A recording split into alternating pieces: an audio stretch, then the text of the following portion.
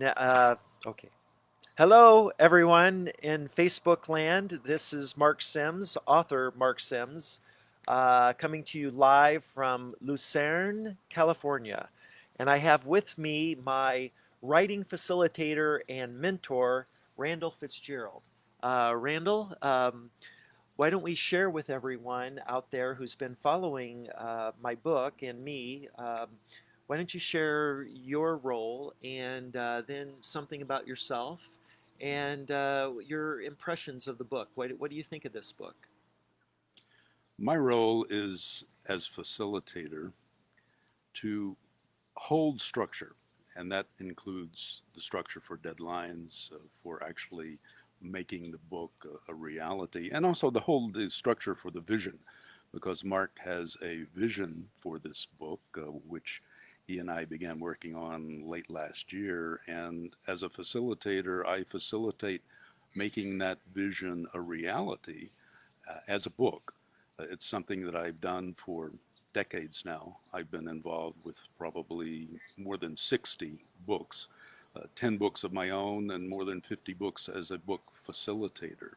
And so my role with Mark is really to be one who encourages him to make his vision a reality, and also is there as a companion, because writing a book can be a rather stressful sort of experience, and it can be exciting. And it's blending that excitement and stress together to be productive that is also part of my role. Yeah. And he's been very good at that and many other things. And over the past now, what have we been at this for about 8 months together Hmm. since February, mid-February, or I'm sorry, mid-November. It Hmm. was mid-November of last year that we met in Brago Springs and we kicked off the book project, 13 Days with Tezjbar. And Randall came to Brago, and we stayed at the hotel where I had the communion with Tezjbar. And it happened that I celebrated my seventh anniversary communing with Tezjbar while Randall and I were writing the book, just kicking it off there. So it was really nice to be able to spend time in Borrego for about 4 or 5 days. We were there, and he got to see all the places that factor into the story, including the location where we did the CE5 field work, which was nearby the hotel, and many other places like the house that Dr. Greer rented. It was an Airbnb. And some of the people I mentioned in the book, like Ricky Butterfass, um, and others are we're staying at that house, and that's where we gathered during the day, and where we gathered when we would then head out to the desert together to meditate. So Randall got the you know uh, advantage, or was able to see all that, and it's really been wonderful to be able to start the book with his familiarity with the place where it all happened.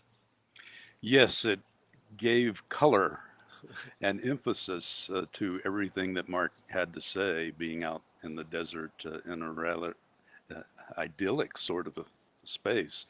It was a memorable period of working with Mark, and we've gotten together quite a few times since at the Conscious Life Expo in February, uh, and then a couple of times here in Northern California on Clear Lake, which is where I live. And I was very honored to have Mark come and visit me. He had other business here as well, and we've been making quite a bit of progress here uh, in other idyllic circumstances on this particular lake. I wonder if you can actually turn the Yeah, computer to show viewers where we are. yeah, let's do that.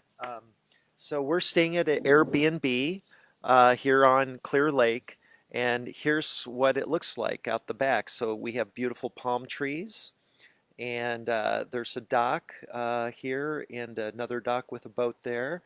And right over there, over my shoulder here, is North Lakeport. and that's where Randall lives, and he can actually see this Airbnb and the castle, the New Paradigm College, which we call the castle.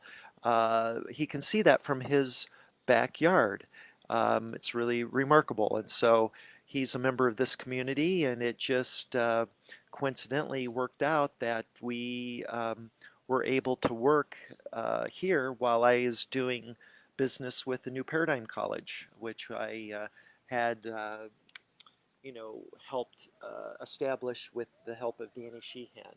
So this is just a lovely place, and we were really. I want to just show you one other feature. This is over my shoulder. That is a volcano, a dormant volcano, obviously, but that is an old dormant volcano, and it factors into the history of this lake when it erupted many thousands of years ago.